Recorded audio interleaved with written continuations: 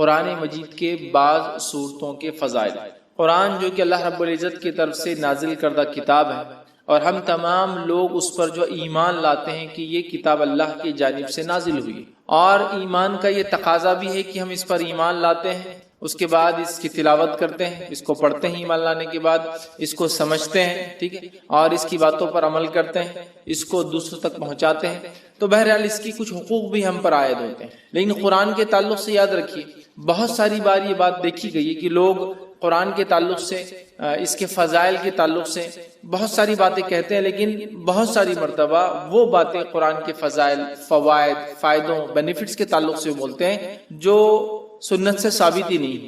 مطلب قرآن کے اگر فضائل، اس کے فائدے اٹھانا ہے، یا تو قرآن بتائے کہ اس کے کیسے فائدے اٹھائے جائیں گے، یا تو سنت نبوی میں، مطلب نبی اکرم صلی اللہ علیہ وسلم حدیث میں بیان کریں کہ قرآن کے یہ فضائل ہیں۔ لیکن آج ہم دیکھتے ہیں ہمارے پاس قرآن کے تعلق سے اتنی لا علمی ہے، اس پر ایمان لانے کے بعد جو اس کے حقوق ہیں کہ اس کو پڑھا جائے، اس کو سمجھا جائے، اس پہ عمل کیا جائے، اس کو دوسروں تک پہنچایا جائے، یہ تمام چیزوں سے ہماری زندگی اللہ رحم کرے خالی نظر آتی ہے۔ مطلب ایمان لانے کی جہاں تک بات ہے، بلیف کی جہاں تک بات ہے، تو ہم دعویٰ کرتے ہیں قرآن پہ ہم ایمان لائیں، لیکن باقی حقوق ترک کر دیتے ہیں۔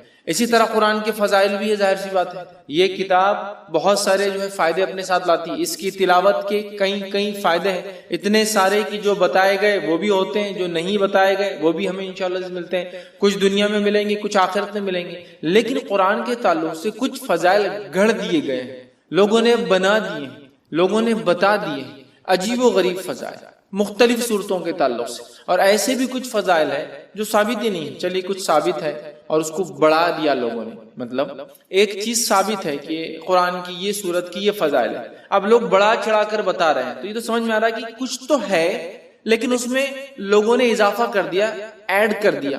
حالت یہ ہے کہ کچھ بھی نہیں ہے جہاں، وہاں بھی اتنے ایڈیشنز کہ عجیب و غریب باتیں کہ یہ صورت کو اتنی بار پڑھ لے تو یہ فائدہ، وہ صورت کو اتنی بار وہ کر لے تو اس کا یہ فائدہ، یہ کام اتنی بار کر لے، یا یہ صورت یہ آیت کو پڑھ لے تو فلاں فائدہ، جو کہ ثابت نہیں۔ دیکھیے قرآن یقیناً مومنوں کے لیے شفا ہے، جیسا کہ اللہ رب العزت نے خود قرآن نے بیان کیا، وَنُنَزِّلُ مِنَ الْقُرْآنِ مَا هُوَ شِفَاءٌ وَرَحْمَةٌ لِّلْمُؤْمِنِينَ، کہ ہم نے قرآن کو نازل کیا جس کے اندر شفا اور رحمت ہے مومنوں کے لیے۔ تو قرآن نے تو خود واضح کر دیا اس میں شفا بھی ہے اور رحمت بھی، لیکن وہ شفا کیسے حاصل کرے اور رحمت کیسے ملے، یہ میں اور آپ تو نہیں طے کر سکتے نا، یہ تو جس نے نازل کیا، جس کا کلام ہے اللہ، وہ بتائے، یا جس پر نازل ہوا محمد رسول اللہ صلی اللہ علیہ وسلم، وہ بتائے۔ لیکن ہمارے پاس اتنے فضائل مختلف صورتوں کے ہم نے خود ایجاد کر لی۔ اچھا، یہ عجیب و غریب بات ہے، جس کے فضائل ثابت ہے وہ غائب ہے، جس کے ثابت نہیں ہے وہ ایسے دھڑلے سے چالو، اسی کو انتہا نہیں۔ اب کوئی یہ سوال کر سکتا ہے، بھائی قرآن تو ہے نا، قرآنی آیت تو ہے نا، قرآن کی سورے ہے نا، تو کیا ہوا پڑھ لیے تو، کیا ہوا گنتی طے کر لیے تو، کیا ہوا فکس تعداد بنا لیے تو، کیا ہوا ایک دن فکس کر لیے تو۔ میرے بھائی، ایک دوا جب ڈاکٹر لکھتا ہے تو وہی بتاتا ہے کہ اس کا استعمال کیسے کیا جائے، میں دوا ہی تو ہے نا، ہے طریقہ بھی بتا جائے۔ تو قرآن ہے، یقین شفا ہے، رحمت ہے، برکت ہے، مغفرت ہے، دنیا اور آخرتی کامیابی ہے، لیکن یہ کامیابی کے لیے، یہ شفا، یہ رحمت، یہ برکت، یہ مغفرت کے لیے مجھے اور آپ کو اس کتاب کو ویسے ہی فالو کرنا پڑے گا جیسے بتایا گیا۔ خاص طور سے فضائل کے معاملے میں مسلمان بڑے کمزور نظر آتے ہیں۔ معنی یہ، فضائل کے معاملے میں عمل سب سے زیادہ ہوتا ہے، کمزور کس معنی میں کہ گھڑ لیے گئے ہیں، خود ایجاد کر لیے ہیں، سیلف جو ہم نے بنا لیے ہے کہ بھائی یہ فائدہ ہے قرآن کا، فضائل مطلب فائدہ، تو اب یہ تو یا تو قرآن بتائے میرا یہ فائدہ، یہ تو حدیث۔ تو بہت ساری قرآنی صورتوں کو ہم لوگوں نے خود بنا لیا ہے کہ اس کے یہ فضائل ہیں، اس کے یہ فوائد ہیں، اس کے یہ بینیفٹس ہیں، اس کے یہ ثمرات ہیں۔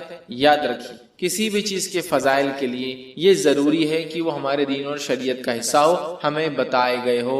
قرآن بھی اگر ہے اور اگر کسی مخصوص تعداد میں آپ وہ صورتوں کو پڑھتے ہیں تو یہ بھی ضروری ہے کہ وہ ہمیں بتایا گیا ہو کہ ان صورتوں کو ایسی مخصوص تعداد میں پڑھنا چاہیے۔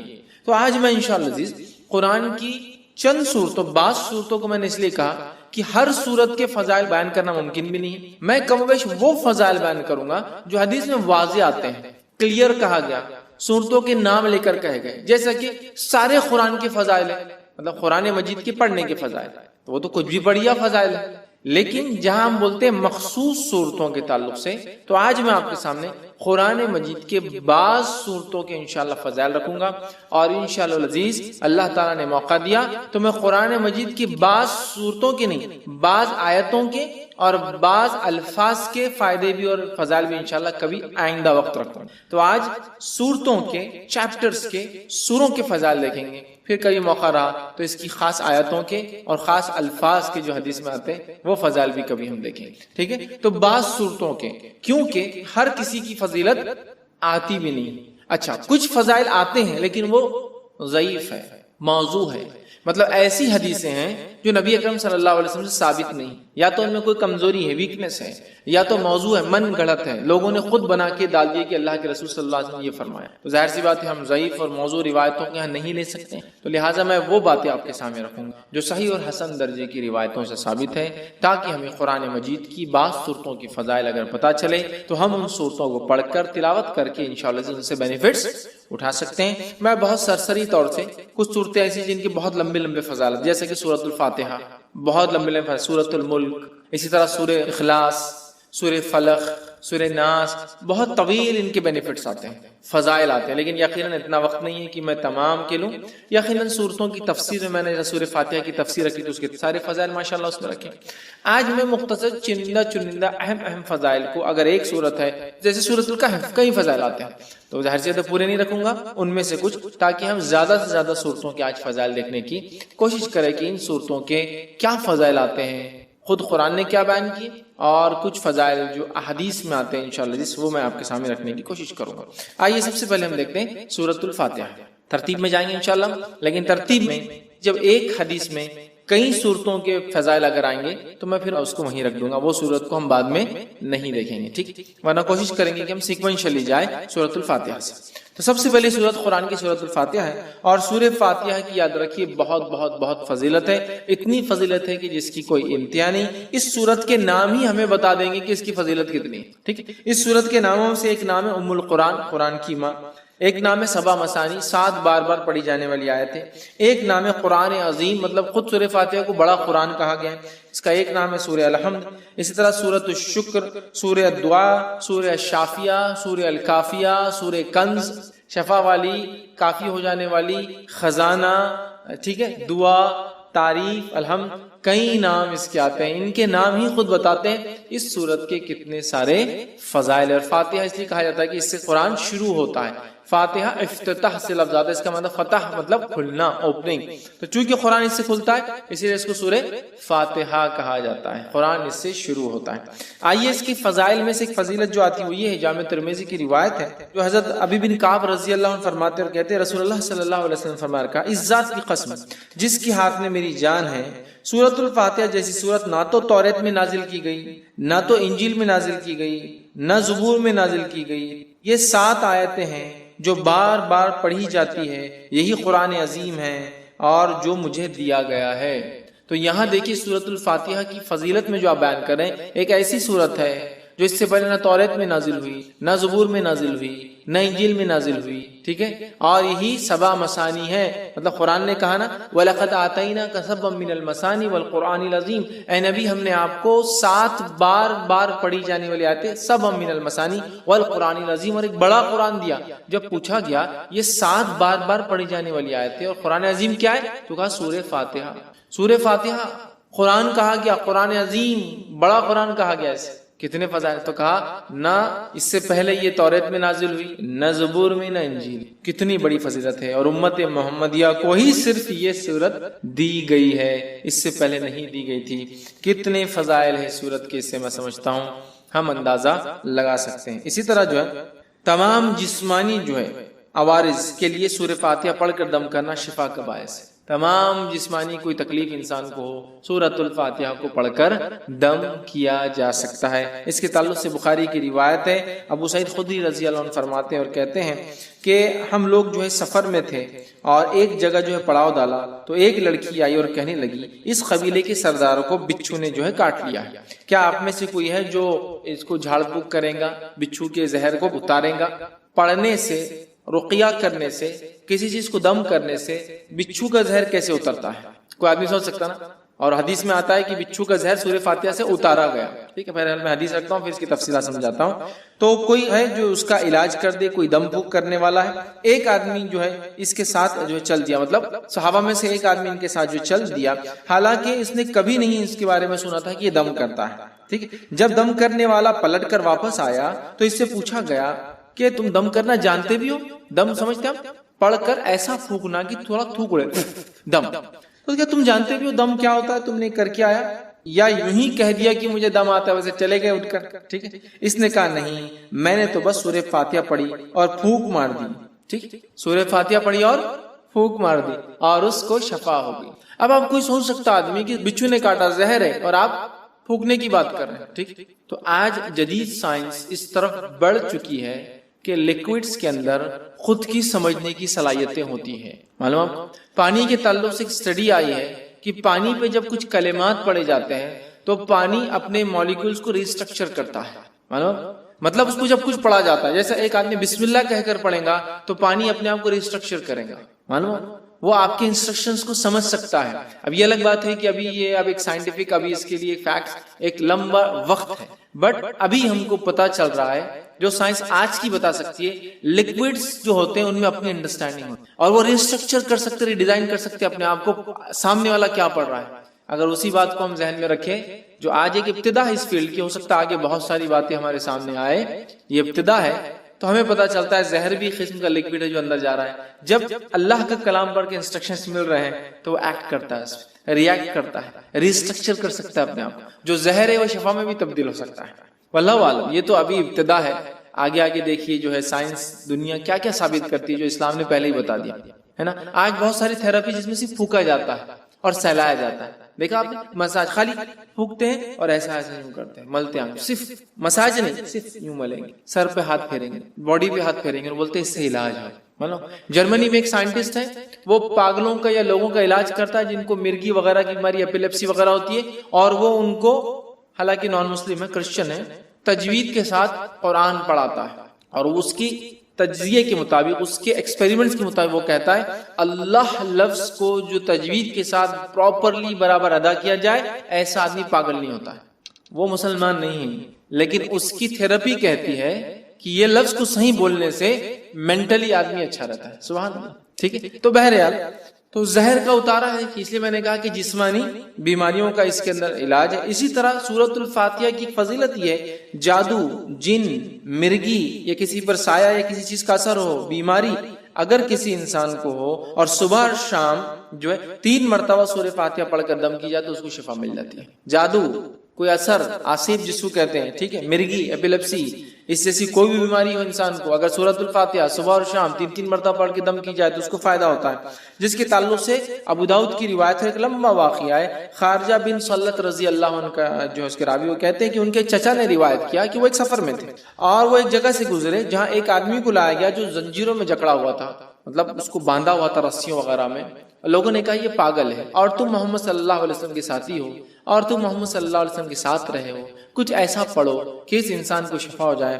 صحابہ اس کو صبح اور شام 3 مرتبہ سورہ فاتحہ پڑھتے اور اس پر دم کرتے، تھک تھکی لگا تھوکتے کرتے، اور وہ کہتے تھوڑے دن یہ کیا اور اس کے بعد وہ آدمی ایسا فریش ہو گیا جیسے کہ غلام تھا، آزاد کر دیا گیا، ایک دم اچھا ہو گیا، شفایاب ہو گیا. ٹھیک ہے، اور جو ہے روایت بہرحال لمبی اور بھی بہت ساری باتیں اس میں. ہم کو جو فضائل لینا تھا وہ یہ تھے کہ اس کے پڑھنے سے ذہنی بیماری، پاگل پن، مرگی، جن، سایہ، جو بھی بہرحال بولتے لوگ، نظر بد، سب کا علاج الحمدللہ اس سورت کے اندر ہے. ٹھیک ہے، آئیے دوسرے سورۃ البقرہ. سورۃ البقرہ کی کیا فضیلت ہے، اس کے تعلق سے میں سمجھتا ہوں بہت زیادہ بتانے کی ضرورت نہیں. یہ بڑی مشہور اور معروف سورت ہے، قرآن کی سب سے بڑی سورت ہے.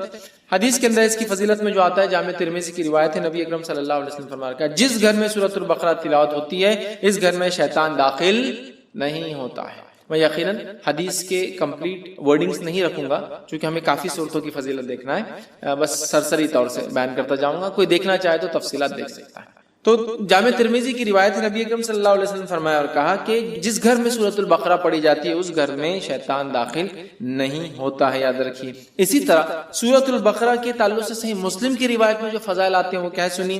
سورۃ البقرہ کی تلاوت اور سماع جادو کا بہتر علاج ہے.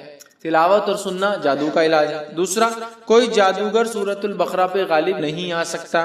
تیسرا فائدہ اسے پتہ چلا ہے اس کی تلاوت کرنے سے گھر میں خیر و برکت آتی ہے۔ چوتھی فضیلت معلوم ہوتی ہے اس کی تلاوت ترک کرنے سے گھر کی خیر و برکت سے انسان محروم ہو جاتا ہے، ٹھیک ہے۔ پانچواں فائدہ آتا ہے قیامت کے روز سورہ بقرہ اپنے پڑھنے والوں کے لیے مغفرت کے لیے جھگڑا کرے گا۔ 5 فضائلات صحیح مسلم کی روایت میں، ٹھیک ہے۔ اور ابو امامہ باہلی رضی اللہ عنہ اس حدیث کے راوی ہے۔ حدیث کے اندر جو آتا ہے وہ یہ ہے، قرآن پڑھا کرو، وہ قیامت کے روز اپنے پڑھنے والوں کی سفارش کرے گا، خصوصاً 2 روشن صورتیں تلاوت کرو، سورۃ البقرہ، سورہ آل عمران، ٹھیک ہے۔ قیامت کے روز یہ اس طرح قطار میں آئیں گی جیسے بادل آتے ہوں، یا 2 سائبان، مطلب 2 سائبان ہے یا پھر بادلوں کے جیسے ہی سایہ لے کر آئیں گے، ٹھیک ہے، یا جیسے قطار میں اڑنے والے پرندوں کی طرح یہ جو ہے آئیں گے، اور اپنے پڑھنے والے کی طرف جھگڑا کریں گے۔ سورہ بقرہ اور سورہ آل عمران کی اللہ ان کی مغفرت کرو، ان کو معاف کر دو، تو جھگڑا کریں گے، تو انہیں پڑھا کرو، ٹھیک ہے۔ ان کا پڑھنا باعث برکت ہے، اور اس کا چھوڑنا باعث حسرت ہے، خیر و برکت چھین جاتی ہے، اور جادوگر اس کا مقابلہ نہیں کر سکتے۔ 5 فضیلت ایک پورے قرآن کی بھی ہے۔ سورہ بقرہ اور سورہ آل عمران کا خاص نام لیا گیا، 2 نمبر اور 3 نمبر کا سورہ قرآن کا یہ، ٹھیک ہے۔ اسی طرح شیطان گھر میں داخل نہیں ہوتا ہے، جادو کا اثر ختم ہو جاتا ہے۔ اب اگر جادو ہو گیا ہے یا شیطان اندر آ گیا ہے تو بھاگ بھی جاتا ہے اس کے پڑھنے سے۔ مطلب ایک تو اندر نہیں آنے دینا، ایک تو جادو ہوگا تو علاج کرنا، اور ایک آگے تو ہکالنا، تینوں کام ہو سکتے ہیں سورہ بقرہ سے۔ سنیے حدیث کے اندر روایت ہے، حاکم کی روایت ہے، نبی اکرم صلی اللہ علیہ وسلم نے فرمایا اور کہا، ہر چیز کی ایک چوٹی ہوتی ہے، قرآن مجید کی چوٹی اور فضیلت اور عظمت کے اعتبار سے سورۃ البقرہ اس کی چوٹی ہے، پیک ہے، اس کی پینیکل ہے اس کا، ٹھیک ہے۔ جس گھر میں سورہ بقرہ پڑھی جاتی ہے شیطان سنتے ہی اس گھر سے بھاگ جاتا ہے۔ جس گھر میں سورۃ البقرہ پڑھی جاتی ہے شیطان سنتے ہی بھاگ جاتا ہے۔ ایول، برائی جتنی بھی ہے شیطان لاتا ہے نا، گھر سے بھاگ جاتی ہے، ٹھیک ہے۔ آئیے تیسرا سورہ، سورہ آل عمران۔ سورہ آل عمران کے تعلق سے آتا ہے قیامت کے روز، جو ہم نے پیچھے جو روایت دیکھی اس روایت میں تفصیلات آ چکی تھی صحیح مسلم کی روایت کے اندر، جہاں نبی اکرم صلی اللہ علیہ وسلم نے فرمایا 2 قطار، یا تو پرندوں کی، یا تو 2 سائبان، درخت جو بڑے سائیدار ہوتے، یا تو بادلوں کے جیسی 2 صورتیں آئیں گی، اور اپنے پڑھنے والے کی سفارش، بلکہ جھگڑا کریں گے ان کے لیے، نور ثابت ہوں گی ان کے لیے۔ اور روز قیامت جب کوئی سایہ نہ ہوگا تو 7 تو عرش میں ہے، اس کے علاوہ جن کو سایہ ملے گا ان میں سورۃ البقرہ اور سورہ آل عمران پڑھنے والے بھی، اور یہ 2 نور جیسے ثابت ہوں گے، ٹھیک ہے۔ تو سورہ آل عمران بھی اس میں شامل تھا، یہ نور جیسی ثابت ہوں، سایہ دار درخت جیسی ثابت ہوں۔ یہ اس کے بڑے فضائل یاد رکھیں سورۃ آل عمران کے، اور یہ لڑیں گی، یاد رکھیں لڑیں گی۔ آئیے حدیث کے الفاظ سن لیجیے۔ نبی اکرم صلی اللہ علیہ وسلم کو، یہ مسلم کی روایت ہے، کو فرماتے ہوئے سنا ہے کہ قیامت کے روز قرآن مجید لایا جائے گا، اور جو لوگ قرآن پر عمل کرتے تھے وہ بھی لائے جائیں گے۔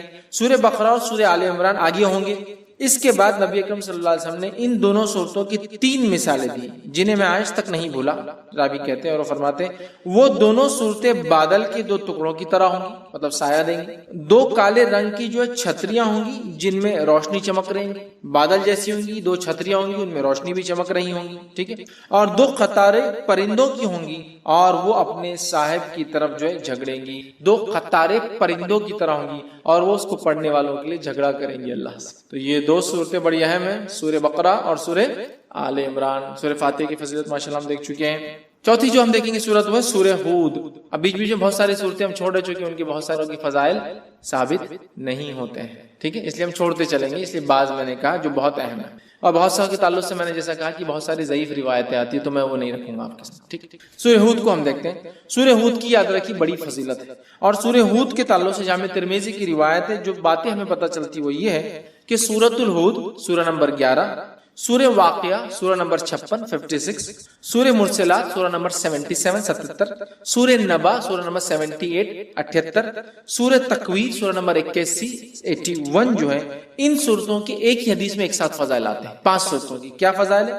عبداللہ بن عباس رضی اللہ عنہ کے راوی کہتے ہیں ابوبکر صدیق رضی اللہ عنہ نے عرض کیا یا رسول اللہ صلی اللہ علیہ وسلم آپ بوڑھے ہو گئے ہیں، مطلب نبی اکرم صلی اللہ علیہ وسلم کے سر میں کچھ بال سفید نظر آنے لگے تھے، حالانکہ انس بن مالک رضی اللہ عنہ کہتے ہیں آپ کی بہت کم بال سفید تھے اور آپ تیل لگانے سے چھپ جایا کرتے تھے۔ تو اللہ کے رسول صلی اللہ علیہ وسلم سے ابوبکر صدیق نے پوچھا رضی اللہ عنہ کیا بات، بہت سارے بال آپ کے سفید نظر آئے؟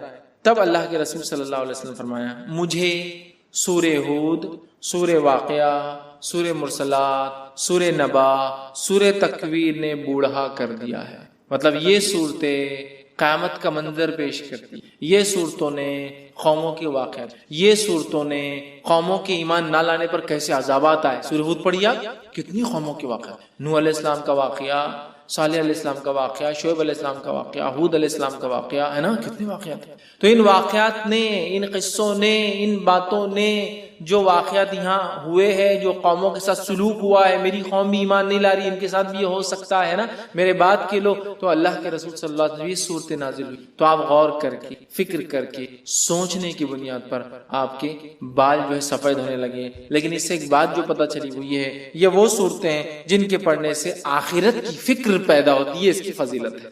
آخرت کی فکر اور ایکسٹرا آرڈنری فکر کرنے سے آدمی بوڑھا ہونا شروع ہو جاتا ہے۔ بولتے ہیں لوگ ارے وقت سے پہلے بال سفید ہو، کیا فکر ہے تم کو؟ بولتے ہیں آخرت، اور آخرت بڑی اہم چیز ہے، یاد رکھیں۔ تو 5 صورتیں اس میں آ گئی۔ اسی طرح جو ہے سورہ بنی اسرائیل دیکھیں گے، سورہ نمبر 17۔ سورہ بنی اسرائیل کے تعلق سے یاد رکھیے یہ بڑی اہم صورت ہے، اور نبی اکرم صلی اللہ علیہ وسلم کے تعلق سے جامع ترمذی کی روایت ہے، یوں آتا ہے، حضرت عائشہ رضی اللہ عنہا فرماتی اور کہتی ہیں نبی اکرم صلی اللہ علیہ وسلم اس وقت تک نہیں سوتے تھے جب تک سورہ بنی اسرائیل اور سورہ الزمر، سورہ زمر، سورہ بنی اسرائیل سورہ نمبر 17، سورہ الزمر سورہ نمبر 39، سورہ الزمر کی تلاوت نہیں کر لیتے تھے۔ نبی اکرم صلی اللہ علیہ وسلم نہیں سوتے جب تک کہ 2 صورتوں کی تلاوت نہ کرتے، سورہ بنی اسرائیل، ٹھیک ہے، یا سورہ اسراء سورہ نمبر 17، اور دوسرا آپ فرماتی اور کہتی سورہ الزمر، سورہ زمر سورہ نمبر 39 نمبر کا ہے۔ یہ 2 کی جب تک تلاوت نہ کرتے جب تک آپ سوتے نہیں تھے، یاد رکھیں، ٹھیک۔ تو اس سے پتہ چلا نبی اکرم صلی اللہ علیہ وسلم جس سورت کی تلاوت کر کے سو رہے ہیں یقیناً وہ سورت بڑی اہمیت کی، بڑی بڑی بڑی اہمیت کی حامل ہے، یاد رکھیں، ٹھیک ہے۔ تو یہ 2 صورتوں کے تعلق سے آتا ہے کہ آپ سونے سے پہلے اس کو تلاوت کیا کریں۔ آئیے آگے بڑھتے ہیں، سورہ نمبر 18 سورہ کہف دیکھتے ہیں۔ سورہ کہف بڑی مشہور اور معروف سورت ہے۔ صرف اگر اتنا کہہ دوں کہ نبی اکرم صلی اللہ علیہ وسلم نے تاکید کی کہ جمعہ کو پڑھا کرو ایوری فرائیڈے، تو میں سمجھتا ہوں اتنا ہی ہمارے لیے کافی ہے، بٹ اس کے کئی فضائل آتے ہیں الحمدللہ۔ سورہ نمبر 18 سورہ کہف کی جو فضیلت آتی ہے وہ یہ ہے، جو شخص اس کی ابتدائی 10 آیتوں کو حفظ کر لیں گا اور تلاوت کریں گا دجال کے فتنے سے محفوظ رہیں گا، دجال کے فتنے سے محفوظ رہیں گا۔ اور سورۃ الکہف کی ابتدا میں نوجوانوں کا واقعہ آتا ہے جو اپنے وقت کے بادشاہ کی فتنے سے محفوظ رہے، جس نے اپنے آپ کو معبود، رب، گاڈ ڈکلیئر کرے۔ پورا واقعہ نا اصحاب کہف، دا پیپل آف دا کیو، غار والے لوگ ہے نا، پورا واقعہ اسی سے لفظ سورت کا نام بھی کہف آتا ہے۔ سورہ نمبر 18 جو اس کی 10 آیتوں کا حفظ کر لیں گا اور اس کی تلاوت کریں گا فتنہ دجال سے بچ جائیں گا۔ اور آپ کو پتا ہے فتنہ دجال کیا ہے؟ فتنہ دجال وہ فتنہ ہے جس کے تعلق سے حدیث میں آتا ہے کہ آدم علیہ الصلوۃ والسلام اور نوح علیہ الصلوۃ والسلام نے اپنی قوم کو اس سے ڈرایا، حالانکہ ان کے زمانے میں آنے والا نہیں تھا، آخری نبی کے آئے تک نہیں آنے والا تھا، ہے نا، اور آخری نبی کے دور میں بھی نہیں آنے والا تھا، ان کے امتیوں میں آنے والا تھا، اور وہ بھی ہر امتی پہ نہیں آنے والا تھا، جو زمانے کے آخر وقت میں رہیں گے، جو ایمان کے اعتبار سے بڑے کمزور ہوں گے، تو ان میں جو مضبوط ہوں گے وہ بچ جائیں گے، ٹیسٹ ہوگا ایک طرح سے، امتحان۔ تو فتنہ دجال کا فتنہ وہ فتنہ ہے کہ آدم علیہ السلام، نوح علیہ السلام نے، اور حدیث میں آتا ہر نبی نے اپنی قوم کو اس سے ڈرایا ہے۔ اور جب اللہ کے رسول صلی اللہ علیہ وسلم نے علامت قیامت بیان کی نا، حدیث میں آتا، راوی کہتے ہیں فجر کی نماز کے بعد نبی اکرم صلی اللہ علیہ وسلم نے کہا کہ میں تم سے نہ کہتا تھا دجال کے بارے میں، تمیمہ داری جو کرسچن تھے، عیسائی تھے، وہ آج میرے پاس پہنچے 1 مہینے کے سفر کے بعد، اور انہوں نے مجھ سے ایک واقعہ بیان کیا، چونکہ وہ ایمان بھی لائے ہیں اس چیز کو دیکھنے کے بعد، اسلام قبول کر لیا ہے، اور انہوں نے دجال سے ملاقات کی ہے، میں نہ کہتا تھا تم سے۔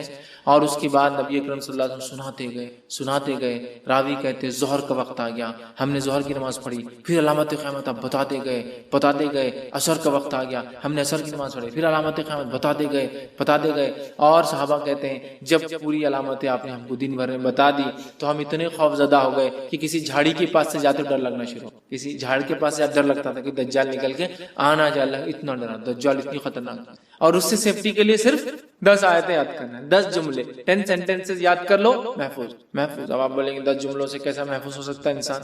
ہو سکتا 10 جملے کے معنی اور مفاہیم۔ ابھی تو میں کہہ رہا ہوں قیامت تک قرآن اپنے عجیب و غریب معجزے دکھاتا رہے گا۔ قرآن دیکھیے ہر نبی کو اللہ نے قوم کے پاس بھیجا، قوم ایمان بغیر معجزے کے نہیں لائی، میراکل کے، تو اللہ تعالیٰ نے اب چونکہ نبی نہیں بھیجیں گا تو ایک ایسا معجزہ میراکل قرآن بھیج دیا جو ہر دور میں اپنے آپ کو معجزہ ثابت کر کے رہے گا، ہر ایج میں ثابت کرے گا۔ نبی اکرم صلی اللہ علیہ وسلم کے زمانے میں عربی اور لغت کا ایج تھا، شاعری کا ایج تھا، قرآن نے ثابت کی. اس کے بعد کے زمانوں میں فلسفوں کو لوگوں نے آگے کیا، قرآن نے ثابت کی. آج سائنس اور ٹیکنالوجی قرآن ثابت کرتا ہے، کل کوئی اور دور ہوگا قرآن وہاں بھی اپنے آپ کو. تو اس کی 10 آیتیں سورۃ الکہف کی. صحیح مسلم کی روایت ہے، ابو درداء رضی اللہ عنہ فرماتے ہیں، کہتے ہیں رسول اکرم صلی اللہ علیہ وسلم فرمایا، جس نے سورہ کہف کی پہلی 10 آیتیں یاد کر لی وہ فتنہ دجال سے محفوظ کر لیا گیا.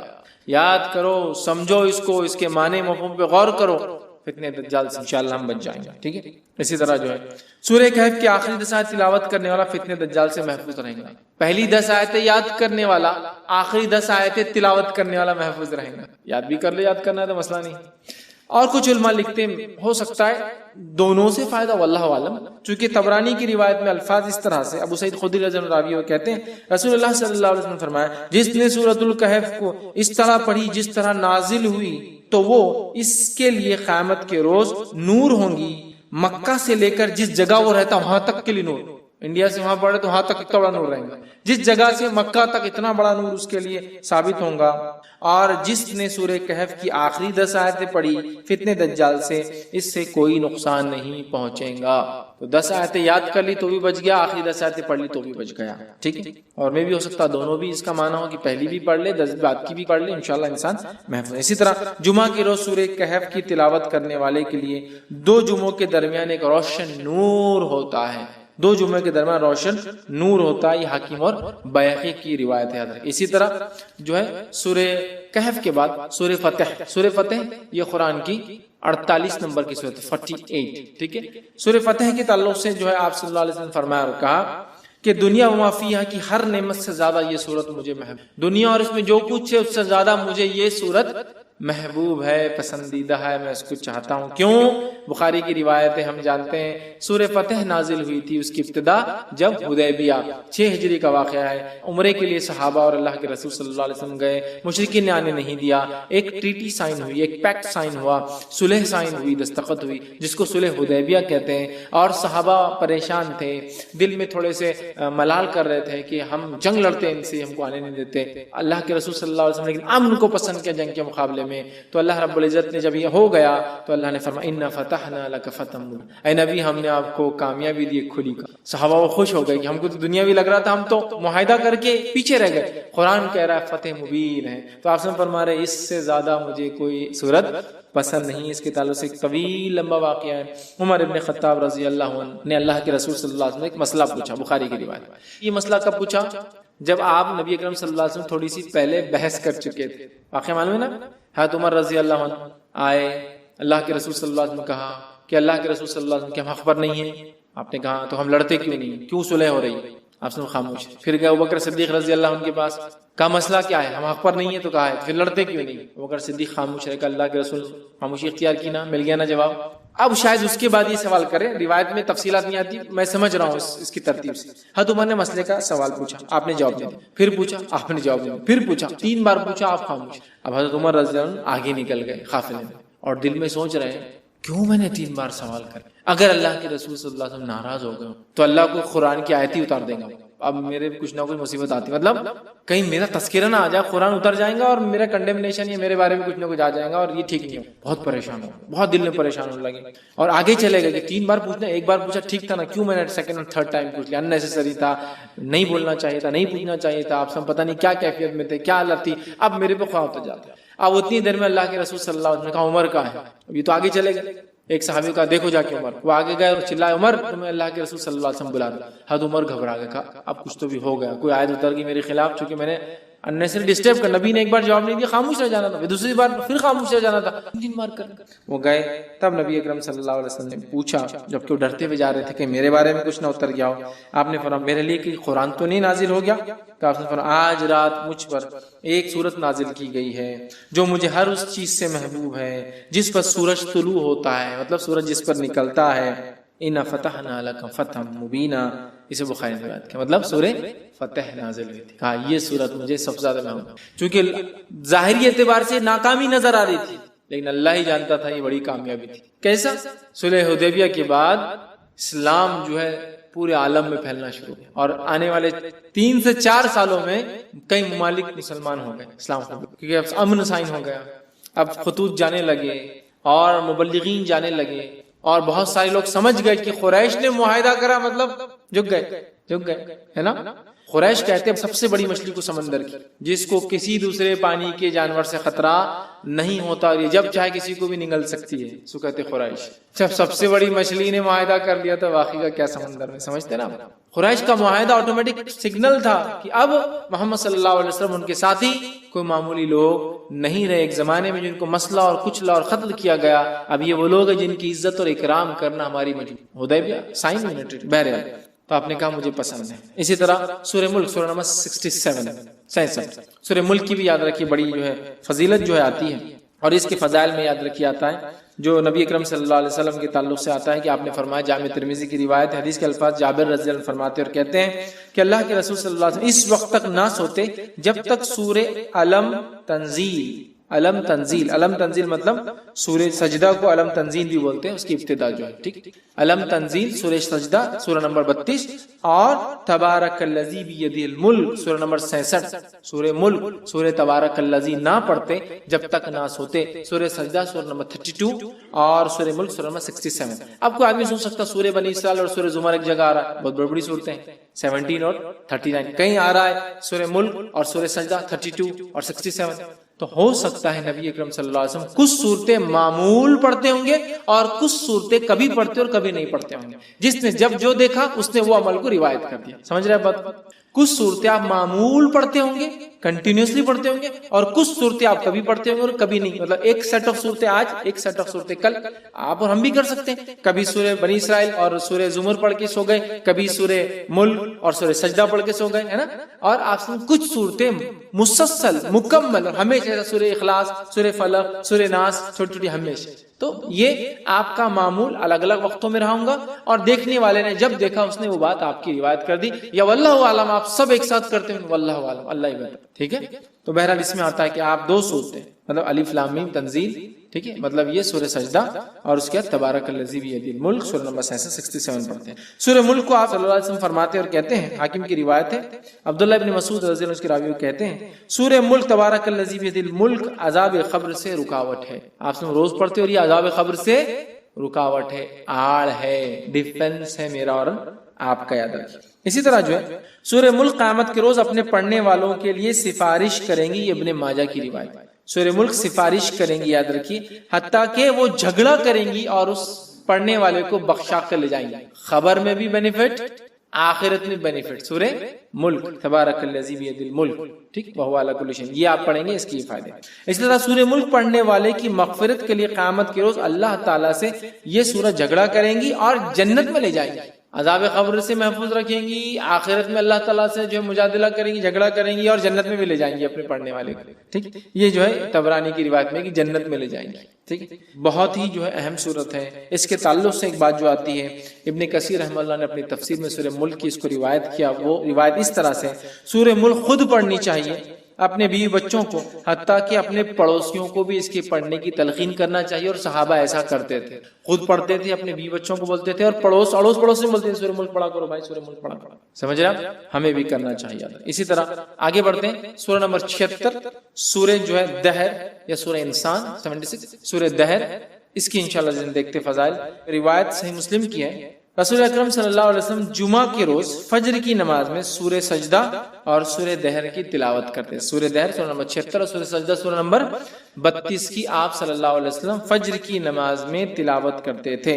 ٹھیک ہے، اور جمعہ کے روز، جمعہ کے دن جب آپ فجر پڑھاتے تو ان دو صورتوں کی اس میں جو ہے آپ صلی اللہ علیہ وسلم تلاوت کیا کرتے تھے. اسی طرح سے مسلم کی ہی روایت میں الفاظ اس طرح سے آتے ہیں. عبداللہ ابن عباس رضی اللہ عنہ اس کے راوی فرماتے ہیں رسول اللہ صلی اللہ علیہ وسلم جمعہ کے روز نماز فجر کی پہلی رکعت میں سورہ سجدہ، دوسری رکعت میں سورہ دہر کی تلاوت فرماتے، اور اسی طرح جمعہ کی نماز میں سورہ جمعہ اور سورہ منافقون کی تلاوت کرتے. جمعہ کی فجر میں یہ دو، اور جمعہ کی نماز میں، مطلب جمعہ کی جو نماز ہوتی ہے اس میں خاص نماز میں آپ سورہ جمعہ سورہ نمبر 62 62 اور سورہ منافقون سورہ نمبر 63 63 آپ پڑھا کرتے. تو ظاہر سی بات ہے اللہ کے رسول صلی اللہ علیہ وسلم کی سلیکشن بہت امپورٹنٹ ہے، کچھ نہ کچھ مقصد ہے اس کے پیچھے. ٹھیک، تو یہ اس کی فضیلت ثابت کرتا ہے. اسی طرح نبی اکرم صلی اللہ علیہ وسلم کے تعلق سے آتا ہے کہ آپ جو ہے مسبحات پڑھے بغیر نہیں سوتے. مسبحات کس کو کہتے ہیں؟ مسبحات یہ 7 قرآن کی صورتیں ہیں جن کی ابتدا اللہ کی حمد و ثنا یا تسبیح سے شروع ہوتی ہے. جیسے فار ایگزامپل مثال کے طور پہ سورہ نمبر 17 سورہ بنی اسرائیل، سبحان الذی اسریٰ بعبدہ، سبحان، مسبحات، وہ صورتیں جن کی فرسٹ آیت میں اللہ کی حمد اور ثنا اور تسبیح ہے، سمجھ رہا؟ مسبحات اس کو کہتے ہیں، ٹھیک ہے؟ سبح اسم ربک الاعلی، سورہ اعلیٰ کی پہلی آیت مسبحات کہتے ہیں۔ تو ایسی 7 صورتیں ہیں جو اللہ کی حمد و ثنا سے ان کی پہلی آیت شروع ہوتی ہے، اس کو کہتے ہیں مسبحات۔ تو ایک روایت میں آتا ہے جامع ترمذی کی، نبی اکرم صلی اللہ علیہ وسلم، جس کے راوی جو ہے ارباز بن ساریہ رضی اللہ عنہ کہتے ہیں، نبی اکرم صلی اللہ علیہ وسلم سونے سے پہلے مسبحات کی تلاوت فرمایا کرتے تھے اور ارشاد فرماتے تھے ان میں ایک آیت ایسی ہے جو 1000 آیت سے بہتر ہے۔ ایک آیت کون سی ہے؟ مخفی، چھپا ہوا ہے، ہڈن، یہ قرآن کے چھپے ہوئے خزانوں میں سے خزانہ ہے، جیسے حروف مقطعات ہے نا، چھپے ہوئے خزانے قرآن کی، چھپی ہوئی چیز ہے، ویسا ہے ایک ہے کوئی جو 1000 کے برابر ہے۔ مسبحات میں کون کون سے آتا ہے؟ وہ صورتیں جن کی ابتدا اللہ کی حمد و ثنا سے شروع ہوتی ہے، ایسی 7 ہیں، اور اللہ کی حمد و ثنا پہ ختم ہونے والی صورتیں بھی 7 ہیں، اسٹارٹنگ والی 7 ہیں اور اینڈنگ والی بھی 7 ہے۔ اسی طرح اللہ کی حمد و ثنا کرنے والی سوروں کی شروعات 7 ہے، اللہ کی حمد و ثنا کی نفی جو لوگ کرتے ہیں، مطلب اس کے خلاف، اس کے رد میں بھی جو صورتیں چالو 7 ہے، ویسے جو 7 سٹارٹ ہوتی ہے جو اللہ کی حمد و ثنا کے خلاف جو کام ہوتا ہے اس کے رد کرتے ہوتی ہے کہ اللہ ایسا نہیں، اللہ ایسا نہیں، انہوں نے ایسا کر دیا۔ بہرحال تو مسبحات کون کون سی صورتیں؟ سورہ نمبر 17 سورہ بنی اسرائیل، سورہ نمبر 57 سورہ حدید 57، اب اس کی فضیلت بھی یہاں آگے دیکھیں، سورہ حدید 57، سورہ حشر سورہ نمبر 59، ٹھیک ہے 59، اسی طرح جو ہے سورہ صف سورہ نمبر 61، ٹھیک ہے، اسی طرح جو سورہ جمعہ سورہ نمبر 62، سورہ تغابن سورہ نمبر 64، اور اسی طرح سورہ اعلیٰ سورہ نمبر 87۔ یہ 7 صورتیں جو مسبحات ہیں، آپ صلی اللہ علیہ وسلم یہ 7 پڑھ کر سویا کر۔ 17، 57، 59، 61، 62، 64 اور 87، یہ اتنی صورتیں پڑھ کر نبی اکرم صلی اللہ علیہ وسلم سویا کر۔ آئیے آگے بڑھتے ہیں۔ اسی طرح سورہ تکویر سورہ نمبر 81 کے تعلق سے ہم دیکھتے ہیں۔ سورہ تکویر کے تعلق سے نبی اکرم صلی اللہ علیہ وسلم فرماتے ہیں، یہ جو ہے جامع ترمذی کی روایت آپ نے فرمایا، جو شخص اپنی آنکھوں سے قیامت کا منظر دیکھنا پسند کرتا ہے وہ سورہ تکویر، جو شخص اپنی آنکھوں سے قیامت کا منظر دیکھنا پسند کرتا ہے وہ سورہ تکویر سورہ نمبر 81 پڑھے، سورہ انفطار سورہ نمبر 82 پڑھے، اور سورہ انشقاق سورہ نمبر 84 یہ 3 صورتیں پڑھے، اس کے سامنے قیامت کا منظر ظاہر ہے۔ جو شخص قیامت کا منظر اپنی آنکھوں سے دیکھنا چاہتا ہے وہ 3 صورتیں پڑھے، پہلا سورہ تکویر سورہ نمبر 81، دوسرا سورہ انفطار سورہ نمبر 82، اور تیسرا سورہ انشقاق سورہ نمبر 84۔ یہ پڑھے قیامت اپنی آنکھوں سے۔ اس کی فضائل کیا ہوں گے؟ اس کا مطلب فضائل یہ ہے کہ اس کو پڑھنے سے آخرت یاد آتی ہے، قیامت یاد۔ انسان وہ مناظر دیکھتا ہے جو مناظر تب ہونے والے ہیں، یقیناً وہ انٹینسٹی ہم کبھی نہیں سمجھ پائیں گے، لیکن کچھ نہ کچھ ایک پکچر سامنے آ جاتا ہے نا۔ تو بہرحال وہ چیز اس سے جو ہے ظاہر ہوتی ہے۔ تو یہاں 81 کی فضیلت بھی آ گئی، 82 کی بھی آ گئی، 84 کی بھی آ گئی۔ اللہ کام بیچ بہت ساری صورتوں کے بیچ میں ایسا ایک الفاظ میں سورہ حدید 57 کے بیچ میں آ گئی، حالانکہ میں نے ترتیب میں نہیں لیا تھا چونکہ ایک حدیث کا حصہ تھا۔ آئیے اسی طرح سورہ اعلیٰ سورہ نمبر 87 کی کیا فضیلت ہے؟ سورہ اعلیٰ کے تعلق سے آتا ہے نبی اکرم صلی اللہ علیہ وسلم، یہ صحیح مسلم کی روایت ہے، نماز عیدین اور جمعہ کی نماز کی پہلی رکعت میں سورہ اعلیٰ اور دوسری رکعت میں سورہ غاشیہ تلاوت کرتے ہیں۔ جمعہ کی نماز میں اور عیدین کی نماز میں پہلی رکعت میں سورہ اعلیٰ، دوسری رکعت میں سورہ غاشیہ تلاوت کرتے ہیں۔ سورہ اعلیٰ سورہ نمبر 87، سورہ غاشیہ سورہ نمبر 88۔ تو 87 اور 88 2 آیتوں کی آپ ایک کے بعد ایک تلاوت کیا کرتے تھے۔ کتنی اہم بات ہے، کتنی اہم فضیلت ہے، اندازہ لگائیے کہ آپ صلی اللہ علیہ وسلم اس کو تلاوت کیا کرتے تھے جمعہ اور عیدین کی نماز، پہلی رکعت میں سورہ اعلیٰ، دوسری رکعت میں سورہ غاشیہ۔ ہمیں بھی چاہیے اس کی تلاوت کریں، عموماً ہم دیکھتے ہیں بہت سارے لوگ کرتے بھی ان 2 صورتوں کی تلاوت جمعہ کی نماز میں اور عیدین کی نماز میں، تو اس سے بھی اس کی فضیلت پتہ چلتی ہے۔ اسی طرح جو ہے نماز وتر کی پہلی رکعت میں نبی اکرم صلی اللہ علیہ وسلم سورہ اعلیٰ پڑھتے ہیں، زیادہ تر پہلی رکعت میں سورہ اعلیٰ پڑھتے، دوسری رکعت میں سورہ کافرون پڑھتے، تیسری رکعت میں سورہ اخلاص، ٹھیک ہے۔ تو اس سے بھی اس کی فضیلت پتہ چلتی ہے سورہ اعلیٰ کی، کہ آپ صلی اللہ علیہ وسلم اس کو نماز میں پڑھا کرتے تھے، یاد رکھیے۔ اور خاص طور سے یہ سورہ غاشیہ سورہ نمبر 88 اس کی فضیلت آ گئی کہ یہ بھی نبی اکرم صلی اللہ علیہ وسلم جمعہ اور عیدین کے نماز میں اس کو تلاوت کرتے تھے، ٹھیک۔ اسی طرح جو ہے سورہ نمبر 109 سورہ جو ہے الکافرون، اس کی فضائل بھی دیکھتے ہیں۔ ایک مرتبہ سورہ الکافرون پڑھنے کا ثواب 1/4 قرآن پڑھنے کے برابر ہے، جیسا سورہ اخلاص کو ایک مرتبہ پڑھنے کا ثواب 1/3 قرآن پڑھنے کے برابر ہے، سورہ کافرون کے پڑھنے کا ثواب 1/4 مطلب پاؤ قرآن پڑھنے کے برابر ہے۔ کیوں؟ اس لیے کہ سورہ کافرون میں کفر کا رد ہے، کفر کا رد ہے نا. مطلب ہم جن چیزوں کی عبادت اللہ کے علاوہ دنیا میں ہوتی ہے سب کا انکار کرتے ہیں اور کہتے ہیں قل یا اہل الکافرون لا اعبد ما تعبدون، میں اس چیز کی عبادت نہیں کرتا ہوں جس کی تم بات کرتے. سمجھ؟ تو ہم کیا کر رہے ہیں؟ ڈینائل کر رہے ہیں، انکار کر رہے ہیں ان تمام چیزوں کی جن کی عبادت اللہ کے ساتھ یا اللہ کے علاوہ ہوتی ہے دنیا میں.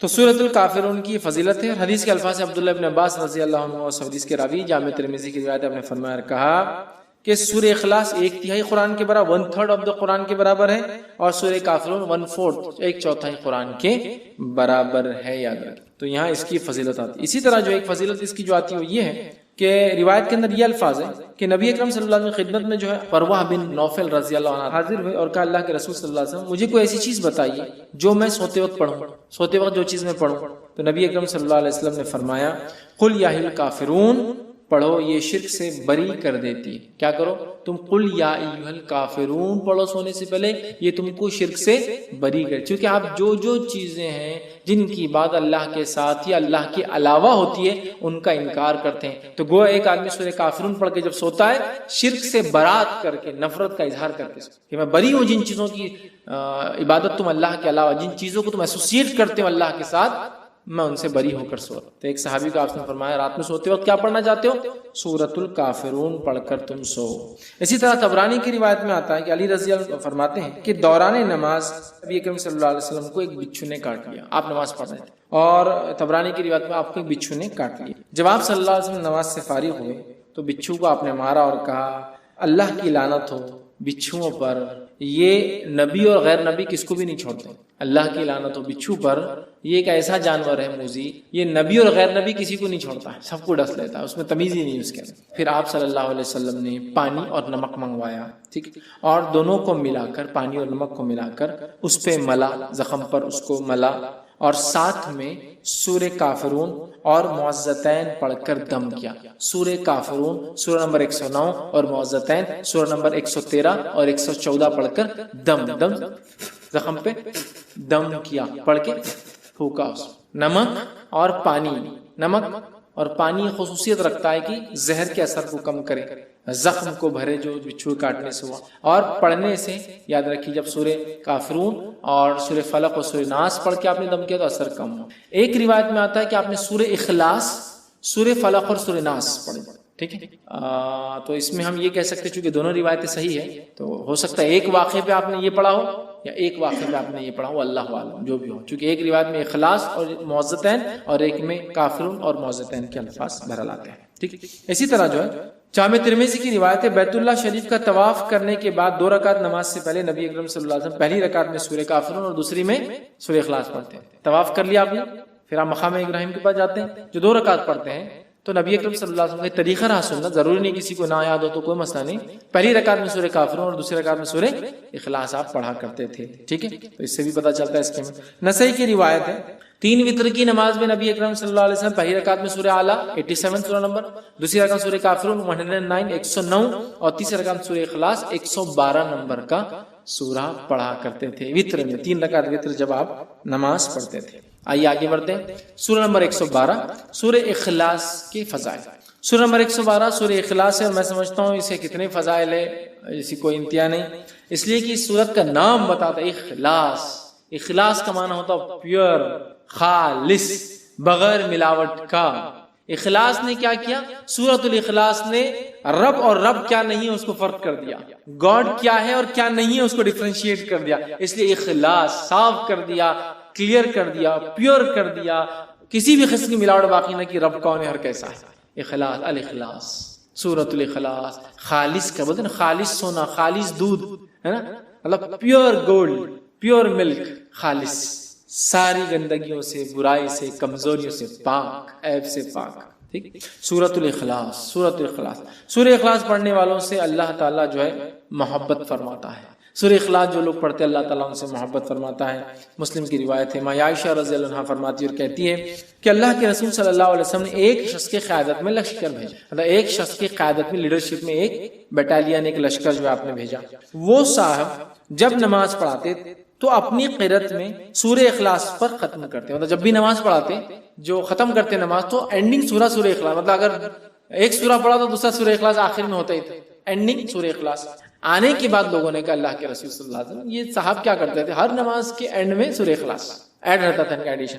تو ختم کرتے جب لشکر واپس آیا تو لوگوں نے رسول اللہ صلی اللہ علیہ وسلم ذکر کیا. آپ صلی اللہ علیہ وسلم نے ارشاد فرمایا اس سے دریافت کرو ایسا کیوں کرتا تھا. لوگوں نے اسے دریافت کیا, جا کر پوچھا تم ایسا کیوں کرتے تھے, تو اس نے جواب دیا یہ سورہ رحمان کی صفت بیان کرتا ہے, یہ سورہ رحمان کے رب کے اوصاف کیریکٹرسٹکس بیان کرتا ہے. قل هو اللہ واحد, کہہ دو وہ اللہ ایک ہے, اللہ الصمد, اللہ بے نیاز, لم یلد ولم یولد, ٹھیک ہے, لم یلد ولم یولد, وہ کسی سے پیدا نہیں ہوا اور اس کے کوئی ماں باپ نہیں, مطلب نہ اس نے کسی کو پیدا کیا نہ وہ کسی سے پیدا ہوا, نہ وہ اس کے کوئی ماں باپ ہے نہ اس کو بیوی ہے نہ اس کے کوئی بچے ہیں. ولم یکن لہ کفوا احد, اور اس جیسا دوسرا کوئی نہیں. تو رب رحمان کی صفت یہ سورت بیان کرتی ہے. تو اس شخص نے کہا مجھے چونکہ اس میں رحمان کی صفتیں بیان ہوتی ہیں اس لیے میں اس کو پڑھتا ہوں, لہٰذا میں اسے پڑھتا ہوں اور اس کو پسند بھی کرتا ہوں چونکہ اللہ کی صفتیں ہیں.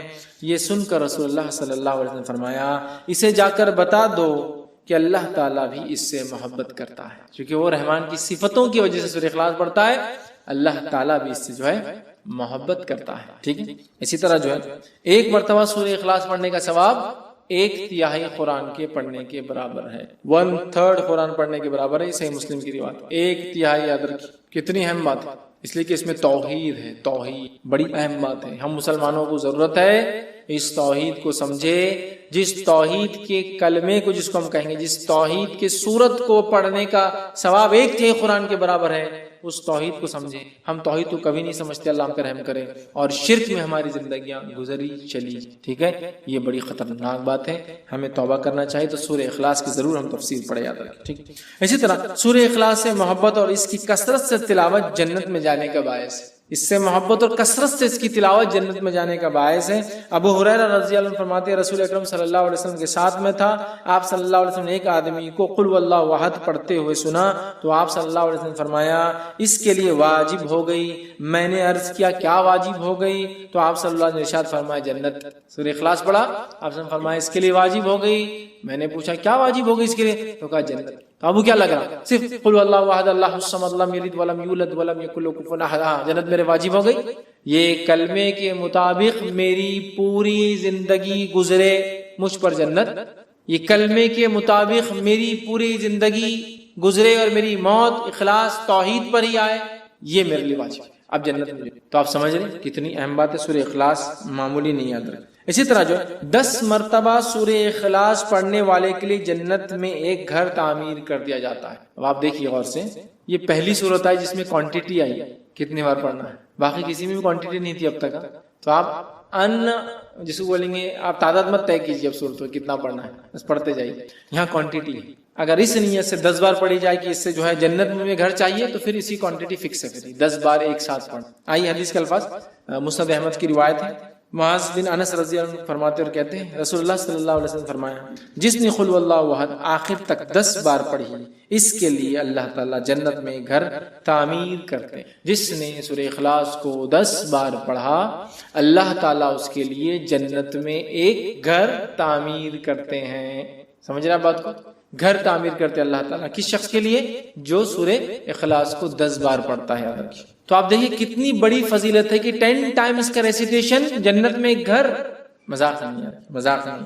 ٹھیک ہے, اسی طرح شیطان کے وسوسوں سے بچنے کے لیے سورہ اخلاص پڑھ کر بائیں جانب, ٹھیک, بائیں مطلب لیفٹ ہینڈ جو ہے 3 مرتبہ تھوکنا چاہیے. یہ وسوسے جو کنٹینیو آتے ہیں نا اس کا بھی علاج ہے اس کے اندر. ٹھیک, حدیث کے الفاظ سنیے, جو ہے ابو داؤد کی روایت ہے, جو ہے ابو سلمہ بن عبد الرحمن رضی اللہ عنہ کہتے ہیں کہ رسول اللہ صلی اللہ علیہ وسلم نے فرماتے ہوئے سنا ہے کہ ایک وقت آئے گا لوگ ایک دوسرے سے بہت زیادہ سوال کریں گے, بہت زیادہ سوال کریں گے, حتیٰ کہ ایک کہنے والا کہیں گا اچھا مخلوق کو اللہ نے پیدا فرمایا. ایک آدمی آگے کیا سوال کریں گے, اچھا مخلوق کو اللہ نے پیدا کیا, تو پھر اللہ کو کس نے پیدا کیا, وہ شک ڈال دیں گے. مخلوق کو اللہ نے پیدا کیا تو اللہ کو کس نے پیدا کیا. جب لوگ ایسی باتیں کریں گے تو کہنا, جب لوگ ایسی باتیں کریں گے تمہارے سامنے تو تم کیا کہنا, اللہ احد اللہ الصمد لم یلد ولم یولد ولم یکن لہ کفوا. خطرناک وسوسہ ہے, اللہ کو کس نے پیدا کیا. ٹھیک ہے, یہ پڑھ لینا, اللہ ایک ہے, اللہ بے نیاز ہے, اس نے کسی کو نہیں پیدا کیا, اس سے کوئی پیدا نہیں ہوا, اور اس کا ہمسر اس کے برابر کوئی نہیں ہے. پھر 3 مرتبہ بائیں طرف لیفٹ ہینڈ کی طرف تھوک کر شیطان سے اللہ تعالیٰ کی پناہ طلب کرنا. ادھر تھوکنا ہے لیفٹ ہینڈ اعوذ باللہ من الشیطان الرجیم. یہ پڑھ کر 3 بار تھوک کر شیطان سے اللہ تعالیٰ میں پناہ لینا اعوذ باللہ من الشیطان الرجیم پڑھنا. نماز میں وسوسے آئے تو اس کا طریقہ الگ ہے. نماز میں وسوسے ہے اعوذ باللہ من الشیطان الرجیم ادھر تھوکنا ہے لیفٹ ہینڈ, اور اللہ تعالیٰ کی ذات میں وسوسہ ڈال رہا ہے غیر نماز میں اللہ احد اللہ الصمد لم یلد ولم یولد ولم یکن لہ کفوا احد ادھر تھوکنا ہے لیفٹ ہینڈ, تو یہ نکل جاتا ہے. اب ایک چیز چونکہ میں نے بول دیا ہوں تو اب اس کو کچھ نہ کچھ لاجیکل آپ کو کچھ آنسر دیتا ہوں بات سمجھنے کی. اللہ کو کس نے پیدا کیا؟ لوگ سوال کرتے ہیں. بہت سارے ایتھیسٹ وغیرہ ایسے لوگ ہم سے بھی کر سکتے دعوتی فیلڈ میں, ٹھیک, یا وہ لوگ جو اللہ کو نہیں مانتے ہیں, گاڈ کو نہیں مانتے, کریٹر کو نہیں مانتے ہیں. میں ایک ایگزامپل دے کے بات سمجھاتا ہوں. اگر کوئی بول رہا ہے کہ بی کو کس نے پیدا کیا تو ہم کہہ رہے سی, تو سی کو کس نے پیدا کیا تو ہم کہہ رہے ڈی, تو ڈی کو کس نے پیدا کیا ہم کہہ رہے ای. کوئی نہ کوئی تو فرسٹ ہوگا جس کو کسی نے نہیں پیدا کیا ہوگا. ورڈ نیچرل ہے. آپ کتنا بھی لمبا جائیے, جانے کے بعد ایک سرٹن پوائنٹ پہ آ کے آپ کو بات تو ماننا پڑیں گی کوئی ایک تھا جو بغیر بنائے بنا ہے. دیکھیں اللہ کو کس نے پیدا کیا, اس کو کسی نے پیدا کیا, تو اس کو کس نے پیدا کیا, پھر اس کو تو بات تو وہی چاہ کے پھر جو فرسٹ ہے پھر وہی ہوگا, اس کو کس نے پیدا کیا. کوشچن تو اینڈ لیس ہے. تو ہم کہہ رہے ہیں جو نہیں پیدا ہوا اللہ ہے, اور جس سے سب کچھ پیدا ہوا وہ اس کی مخلوق ہے. ختم. کوئی بتا بی کو کس نے پیدا کیا, تو آپ بول رہے نہیں سی تو ہوں گا نا کوئی, تو میں بولا سی کو کس نے پیدا کیا, تو آپ ڈی ہوں گا. اچھا ڈی کو کس نے کیا, تو ای ہوں گا. تو اینڈ لیس چلتی جا رہی بات. تو کوئی نہ کوئی ایک ہے ذات جس سے ابتدا ہونا چاہیے پورے کائنات. لیکن اس بات پہ زیادہ غور و فکر نہیں کرنا چاہیے. میں نے صرف لاجیکل آپ کو ریزننگ کے لیے بات کی, فکر کرنا نہیں چاہیے. اور ایسی کبھی خیالات آئے تو اللہ میں پناہ مانگنا چاہیے شیطان مردود سے اعوذ باللہ من الشیطان. اور طریقہ بھی اب ہم کو پتہ چل گیا. یا ایمان کی کمزوری کی جو دعا ہے وہ بھی آپ پڑھ سکتے کسی بھی چیز میں. رضیت باللہ ربا وبالاسلام دینا وبمحمد نبیا. یہ خاص طور سے ایسے سوال کوئی لائے تو آپ سے فرمایا اللہ احد اللہ الصمد لم یلد ولم یولد ولم یکن لہ کفوا احد اعوذ باللہ. یہ اس کا طریقہ ہے. ختم. لاجیکلی آپ کو ایکسپلین کر دیا میں نے. ٹھیک. نبی اکرم صلی اللہ علیہ وسلم جب طواف کر لیتے ہیں تو 2 رکعت جو نماز پڑھتے اس کے بعد, تو اس میں پہلی رکعت میں کافرون اور دوسری رکعت میں سورہ اخلاص کی آپ صلی اللہ علیہ وسلم جو ہے تلاوت کیا کرتے تھے. اسی طرح آپ جب 3 وتر پڑھتے, 3 وتر کے اندر پہلی رکعت میں سورہ اعلیٰ, دوسری رکعت میں سورہ کافرون, تیسری رکعت میں سورہ اخلاص پڑھتے تھے. اسی طرح نماز فجر کی پہلی رکعت میں آپ قل اللہ احد اور دوسری رکعت میں قل یا ایھا الکافرون بھی پڑھا کرتے تھے. شارٹ نماز پڑھتے تھے, یہ لمبی پڑھے تو سورہ اعلیٰ ہے نا, اور دوسری چیز سورہ جمعہ ہے, سورہ منافقون ہے, وہ ہے بہرحال تو آپ پڑھا کرتے تھے. آئیے آگے بڑھتے ہیں. سورہ فلق کی فضیلت یاد رکھیں. سورہ فلق آپ دیکھیے ابتدائی سورہ اور آخری سورتوں کی بڑی فضیلت ہے. ابتدائی دیکھیے سورہ فاتحہ, سورہ بقرہ, سورہ آل عمران, اور آخری میں بھی سورہ کافرون, سورہ فلق, سورہ ناس ہے نا, سورہ اخلاص. بہت ان کی فضیلت ہے. لیکن بڑی افسوس کیا تو امت کے ساتھ کیا معلوم, جن کے فضائل ثابت ہیں ان کی کچھ بھی عمل نہیں, اور جن کی ثابت نہیں اس کے ثابت کر کے عمل کرنے پہ تلے گئے. کتابیں لکھ دی گئی یہ پڑھے تو یہ ہوتا, کہاں ہے نہیں, انہوں نے بولے, انہوں نے بولے. ان کے بولنے سے آپ عمل نہیں کر سکتے کوئی چیز. سمجھ رہے ہیں, فضائل تو ثابت ہونا ضروری ہے. ایسے فضائل ہم دل سے گڑھ دیں گے تو پھر تو پورے دین اور شریعت کو بدل دیں گے تھوڑے دن بعد. سمجھ رہے ہیں, تو یہ ایسا نہیں ہوتا میرے بھائی, اس کو ثابت ہونا ضروری ہے. ٹھیک. سورہ فلق آئیے کیا فضیلت ہے اس کی. سورہ فلق سورہ نمبر 113. ٹھیک ہے, اس کی کیا فضیلت ہے. سورہ فلق جو ہے بہت زیادہ جو ہے اللہ تعالیٰ کو پسندیدہ سورت ہے. ٹھیک ہے, اس کے تعلق سے نسائی کی روایت ہے. عقبہ بن عامر رضی اللہ عنہ فرماتے ہیں, کہتے ہیں نبی اکرم صلی اللہ علیہ وسلم کی خدمت میں حاضر ہوا تو آپ صلی اللہ علیہ وسلم اونٹنی پر سوار تھے. میں آپ صلی اللہ علیہ وسلم کے قدم مبارک کو میں نے ہاتھ رکھا. ایسا کوئی آدمی اوپر ہوتا آپ ہاتھ رکھ کے بات کرتے ہیں نا, ہاتھ رکھتے ہیں, یہ ہاتھ رکھتے ہیں مانڈی پر. جو کوئی آدمی اوپر بیٹھا ہے آپ جا کے ہاتھ رکھتے ہیں نا, تو وہ بھی نبی اکرم صلی اللہ علیہ وسلم کے پیر پہ انہوں نے ہاتھ رکھا. وہ آپ اوپر تھے نا, ہائٹ پر تھے, تو ہاتھ رکھا اور عرض کیا مجھے سورہ ہود اور سورہ یوسف جو ہے پڑھائیں. یہ 2 صورتیں مجھے اللہ کے رسول آپ پڑھائیے. تو آپ صلی اللہ علیہ وسلم نے ارشاد فرمایا اور کہا اللہ کے نزدیک سورہ فلق سے بہتر سورہ تم کوئی نہیں پڑھ سکتے. مطلب تم سورت پڑھنا چاہ رہے ہو کوئی, تو اللہ کے نزدیک سورہ فلق سے بہتر تم کوئی سورت نہیں پڑھ سکتے. قل اعوذ برب الفلق, پناہ مانگ رہے ہیں اللہ میں. ٹھیک ہے, تو تم اس سورت سے بڑھ کر کوئی سورت جو ہے نہیں پڑھ سکتے. مطلب تم مجھ سے چاہ رہے ہو کہ میں تمہیں یہ 2 صورتیں پڑھاؤں, اس سے بہتر ہے تم یہ سورت پڑھو. تو اللہ کے نزدیک یہ سورت بڑی فضیلت کی حامل ہے. ٹھیک ہے. اسی طرح معوذتین, مطلب چونکہ سورہ فلق اور سورہ ناس کی فضیلت دونوں ساتھ ساتھ ہی آتی کبھی بھی, اس لیے اب خالی سورہ فلق کی ایک فضیلت الگ سے رکھ دیا میں نے. اب دونوں کی مل کر دیکھتے کیا آتی ہے. 2 صورتیں لاسٹ کی جو جس کو کہیں گے جوڑی ہے صورتوں کی, یہ بہت اہم ہے, بہت اہم. اتنی اہم ہے میں کہہ رہا ہوں نا جس کی کوئی انتہا نہیں. مطلب مصیبت, پریشانی, آندھی, طوفان, آفت, بارش, زلزلے, تکلیف, بیماری, کوئی مصیبت پریشانی آئے, کوئی ٹینشن ہو, سب کے لیے ایک ہی حل اور دوا سورہ فلق اور سورہ ناس. اب اگر ہمارے پاس سمجھ لیجیے کوئی آیا اور کہا بہت پریشان ہوں مولوی صاحب کیا کروں, سورہ فلق اور سورہ ناس. اچھا چلو دیکھ لیتے پڑھ کے, نہیں جمتا ہوں پیسے. نہیں دیکھو اب بہت آپ پریشان ہیں نا, تو آپ کیا کرو, سب سے پہلے تو رات میں 12 بجے تک جاگو. یہ نسخہ بہت امپورٹنٹ دکھ رہا. رات میں 12 بجے تک جاگو, پھر رات میں 12 بجے اٹھ کے سورتوں کی 12 نمبر کی آیتیں پڑھنا شروع کر دو.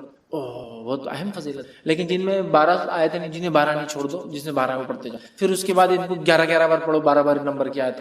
بہت اہم دکھ رہا. نہیں اس کے بعد یہ کرو وہ کرو فلاں کرو فلاں. جاتے جاتے یتیم والے کے ڈبے میں پیسے ڈالتے, جاتے جاتے جو میں تو کچھ نہیں لیتا, وہ اس کے لیے 11,000 ڈال دو, اس سے کام بن جائے گا, چل جاؤ. یہ بات اچھا لگا پڑھ گئی 12 نمبر کی آیت, بہت سکون ہوا اور کام ہوتے ہوئے لگ رہا. 1 مہینہ ہو گیا, کام ہوا نہیں ہوا, لیکن لگ رہا ہوتے ہوئے نہیں ہوگا کبھی زندگی. سورہ فلق سورہ ناس پڑھ لیجیے. آپ کو پریشانی مصیبت پریشانی تکلیف دکھ بیماری آپریشن, اچھا اتنا ہی کیا مطلب, جو ہے وہ ماننا نہیں ہے, جو نہیں ہے اس کو منوا کے عمل کر کے تکلیف اٹھا کے مشقت کر کے, تو وہ بات ہم کو سمجھ میں بہت جلدی ہے. آپ کو مصیبت ہے آپ فلاں کیجیے, آپ کو یہ ہے بھائی ہے آسان ہے, لیکن پھر اثر کیوں نہیں ہوتا ہم کو. ہم اب جتنا بول رہے ہیں آپ سورہ فاتحہ سورہ فلق روز پڑھ رہے ہیں. وہ ایمان, وہ بلیف, وہ یقین, وہ امید, وہ اس کے معنی اور مفہوم پہ غور کرنا, اور پھر وہ لو لگا کر وہ کرنا, اور یہ صورتوں کو پھر پڑھنا, پھر اللہ تعالیٰ سے مانگنا, اور یہ اعتماد کر لینا کہ اس کے علاوہ کچھ نہیں ہے, یہی ذریعہ تھا جو میں نے اپنا لیا.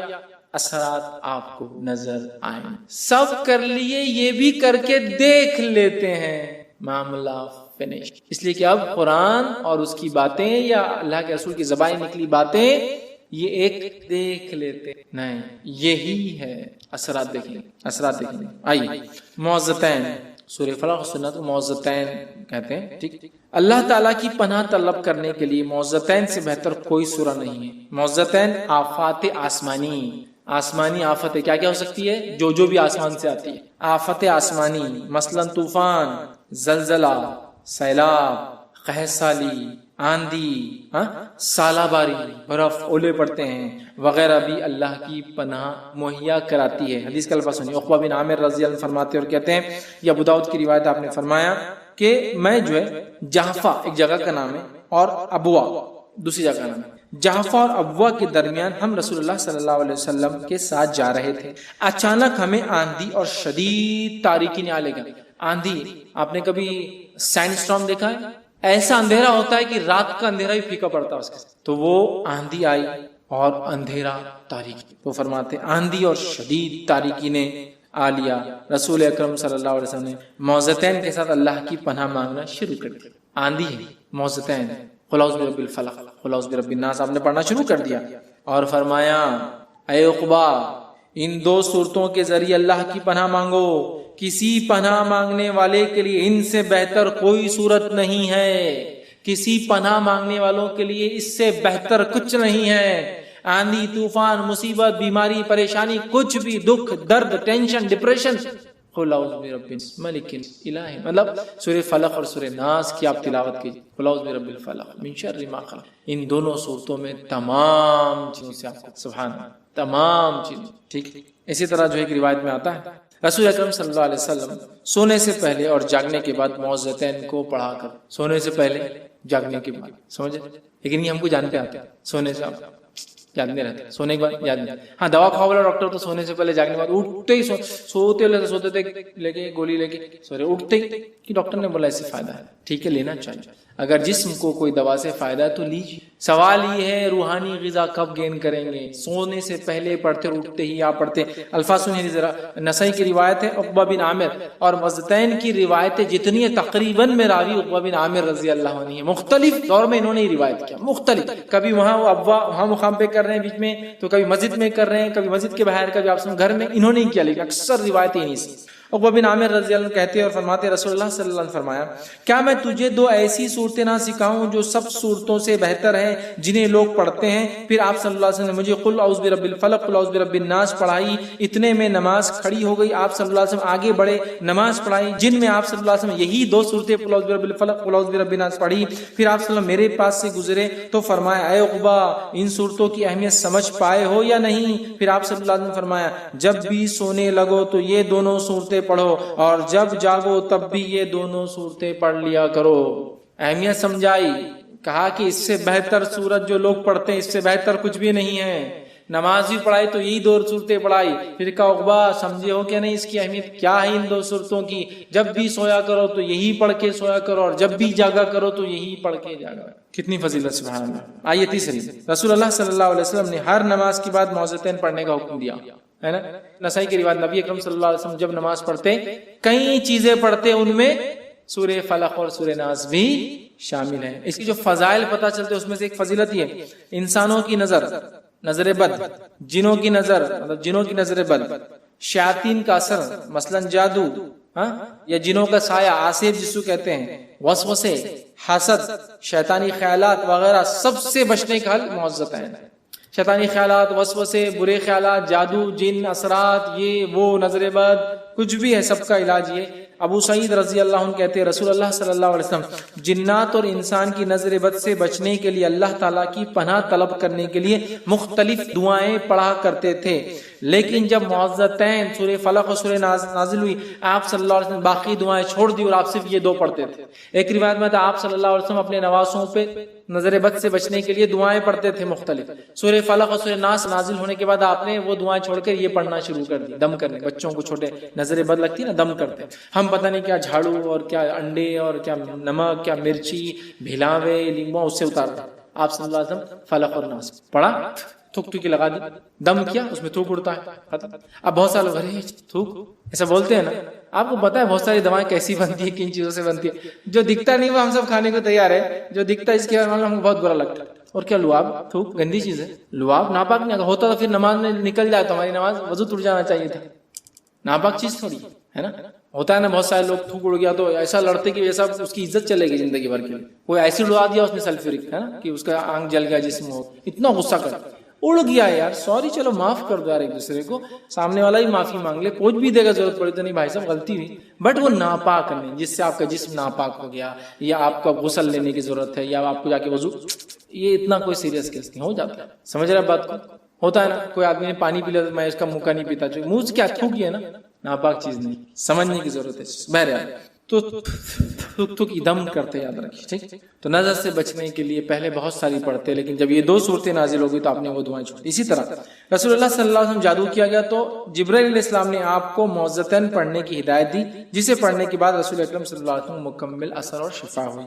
اسی طرح معوذتین جادو کے اثر زائل کرنے کے لیے سب سے بہترین اور سب سے مؤثر دعا ہے جو ہم لوگ کر سکتے ہیں. اسی طرح مرض الموت میں معوذتین پڑھ کر دم کرنے سے جانکنے کی تکلیف بھی کم ہوتی ہے. اسی طرح بخار کی تیزی ہونے پر بھی یہ پڑھ کر دم کیا جا سکتا ہے. اسی طرح بچھو کے کاٹنے پہ یا زہریلی چیز کے کاٹنے پر بھی اس کو پڑھ کر دم کیا جا سکتا ہے. آندھی طوفان بارش کے لیے بھی اس کو پڑھا، ذہنی ٹینشن پریشانی کے لیے بھی پڑھا جا سکتا ہے. حضرت عائشہ رضی اللہ عنہا فرماتی اور کہتی ہیں، اور یہ روایت بخاری کی ہے، وہ کہتی ہے نبی اکرم صلی اللہ علیہ وسلم جب بیمار ہوتے تو معوذتین پڑھ کر اوپر پھونکتے اپنے. ٹھیک، مرض الموت میں آپ صلی اللہ علیہ وسلم کی بیماری شدت اختیار کر گئی، مطلب وہ مرض جس میں آپ کا انتقال ہو گیا شدت اختیار کی، تو میں معوذتین مطلب آپ نہیں پڑھ پائے تو مجھ سے کہا تو میں معوذتین پڑھ کر آپ صلی اللہ علیہ وسلم پر پھونکتی اور برکت کی خاطر آپ کا دست مبارک آپ کے جسم اتھر پر پھیرتی. آپ ہی کا ہاتھ لے کر آپ کے جسم پہ میں پھیر خود کا ہاتھ. نبی اکرم صلی اللہ علیہ وسلم آپ رات میں سورہ فلق اور سورہ ناس پڑھ کر دم کرتے، تھوکتے، دم کرتے، اور پہلے بال مبارک مطلب سر مبارک، پھر چہرے مبارک اور جسم کے سامنے کے پورے حصے پر جہاں تک ہاتھ جاتا ہے پھیرتے.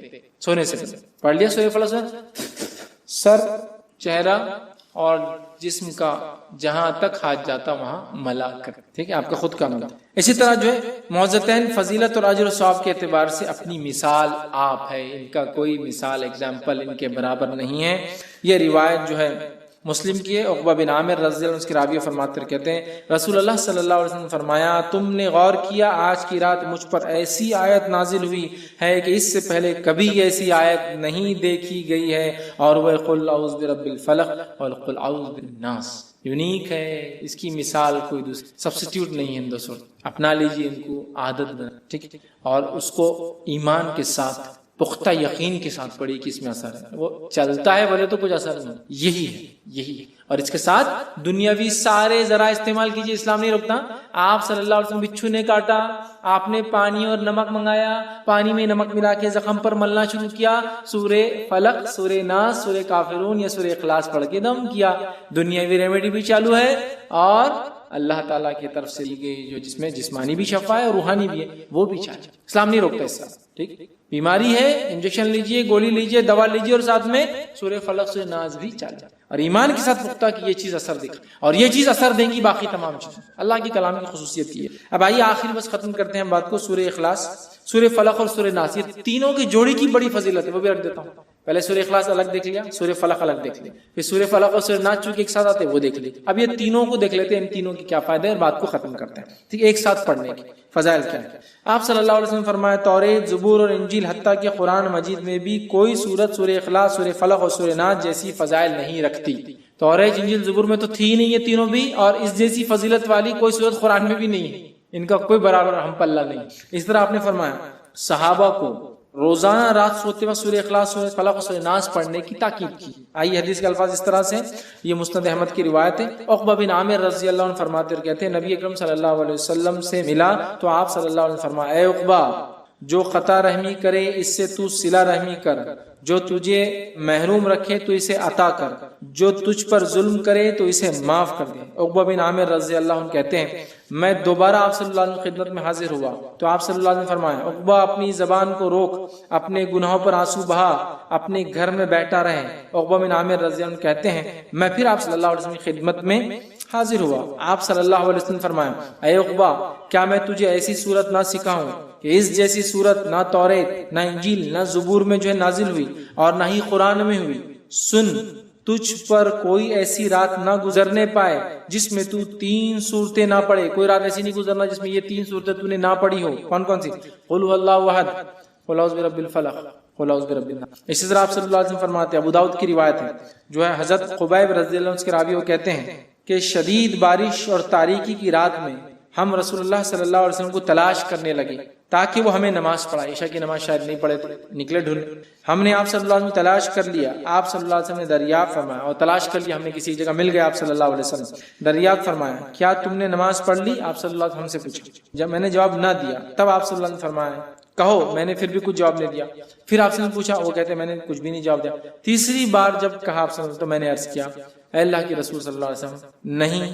تو آپ نے ارشاد فرمایا شام اور صبح کے وقت 3 مرتبہ, شام اور صبح کے وقت 3 مرتبہ 3 times سورہ اخلاص اور معوذتین سورہ فلق و ناس پڑھو, یہ ہر مصیبت اور تکلیف سے بچنے. 3 times ڈے اینڈ نائٹ, صبح اور شام, مطلب صبح اور شام یہ 3 صورتوں کو پڑھنا ہے اور اس کو جو ہے دم کرنا. یاد رکھیے یہ تیرے لیے ہر تکلیف سے بچاؤ کے لیے کافی. اسی طرح رات سونے سے قبل سورہ اخلاص سورہ فلق و ناس پڑھنا اور دونوں ہتھیلیوں پہ تھوکنا اور سارے جسم پر پھیرنا مسنون ہے. بخاری کی روایت ہے, عائشہ رضی اللہ عنہا فرماتی ہے نبی اکرم صلی اللہ علیہ وسلم رات کے وقت جب سونے کے لیے بستر پر تشریف لاتے تو اپنی دونوں ہتھیلیوں کو اکٹھا کرتے, ان پر پھونک مارتے, قل اللہ احد, قل اعوذ برب الفلق, قل اعوذ برب الناس پڑھتے. پھر اپنے جسم مبارک پر جہاں ہو سکتا دونوں ہتھیلیاں پھیرتے, پہلے سر مبارک پر, پھر چہرے مبارک پر, پھر سامنے بدن پر پھیرتے. اور آپ صلی اللہ علیہ وسلم یہ عمل 3 مرتبہ کر, سونے سے پہلے 3 times, صبح اور شام 3 وقت کرنا ہے, سونے سے پہلے 3 وقت کرنا ہے, مطلب تھوک کر 3 بار جو ہے اس کو ملنا. آپ صلی اللہ علیہ وسلم یہ عمل 3 بار کرتے ہیں. ٹھیک ہے, اور تمام قسم کے شیطانی شر, فتنوں, وسوسے اور دیگر مصائب اور آلام سے اللہ کی پناہ طلب کرنے کے لیے سورہ اخلاص اور سورہ فلق اور سورہ ناس یہ بہترین صورتیں ہیں اندر کی. تو ان صورتوں کی بڑی فضیلت ہے. یہ وہ چند صورتیں تھیں جو قرآنی صورتیں جن کے فضائل اللہ کے رسول صلی اللہ علیہ وسلم سے, اور کچھ کے سورہ فاتحہ وغیرہ تو قرآن میں اس کے فضائل آتے ہیں. ٹھیک ہے, تو ہم نے دیکھی بہرحال فضائل کو لے کر ہم جو ہے, ہو سکتا کچھ صورتیں یقیناً مجھ سے چھوٹی ہوں, پوری میں نہیں لے پایا, لیکن جو بہتر تھی, جو مجھے ملی, جو آسانی سے مل گئی, میں نے وہ تمام رکھی. ان باتوں سے جو باتیں ہمیں سیکھنے کے لیے یہ ہے جو ثابت شدہ فضائل ہے میرے بہنوں اور بھائیوں اسی پہ عمل کریں. اننیسیسری کریٹ نہ کرے فضائل, اننیسیسری اپنے دل سے ایجاد نہ کرے جیسا آج کل ہو رہا ہے. فضائل ہم خود بنا رہے ہیں, خود ایجاد کر رہے ہیں, خود عمل کر رہے ہیں, خود پھیلا رہے ہیں. اس معاملے میں بڑی احتیاط کریں. اللہ کی کتاب اللہ نے نازل کی تو اس کا استعمال کا طریقہ بھی اپنے نبی کے ذریعے بتا دیا کیسے کیسے کرنا ہے. ویسے تو سارا قرآن وَنُنَزِّلُ مِنَ الْقُرْآنِ مَا هُوَ شِفَاءٌ وَرَحْمَةٌ, پورا قرآن علاج ہے, پورا قرآن شفا ہے. لیکن جب آپ مخصوص بات کرتے ہیں تو وہ ثابت ہونا ضروری ہے. مخصوص جب کر رہے ہیں تو ثابت ہونا ضروری ہے. تو لہٰذا قرآن کی جو صورتوں کی فضائل ہے پہلے ہم اس کو معلوم کریں پھر عمل کریں, کہ ایسا نہ ہو اپنی ساری زندگی من گھڑت فضائل کو ثابت کر کے عمل کرتے رہیں اور آخرت میں جانے کے بعد ہمیں قرآن پڑھنے کا ثواب نہیں بلکہ اس کو اپنے ڈھنگ سے پڑھنے اور اپنے ڈھنگ سے فضائل ایجاد کرنے کے لیے گناہ مل جائے. چونکہ اگر ہم یہ کہتے ہیں قرآن کی صورت کی یہ فضیلت ہے جو قرآن اور حدیث میں ثابت نہیں ہے تو وہ ہم یہ بول رہے ہیں کہ نعوذ باللہ نبی اکرم صلی اللہ علیہ وسلم کی بات نہیں پتہ چلی تھی, ہم کو پتہ چل گئی. اگر ہم یہ کہہ رہے ہیں کہ قرآن اور حدیث کی یہ فضیلت ہے تو نعوذ باللہ نبی اکرم صلی اللہ علیہ وسلم صحابہ کو نہیں بتایا وہ بات اور ہم تک وہ پہنچ گئی, مطلب آپ نے چھپا لیا. جو بات صحابہ کو نہیں پتا چلی وہ ہم کو پتا چلی. تو یہ ہو جاتا ہے. ایسا کچھ لوگ حرف مقطعات کی اپنی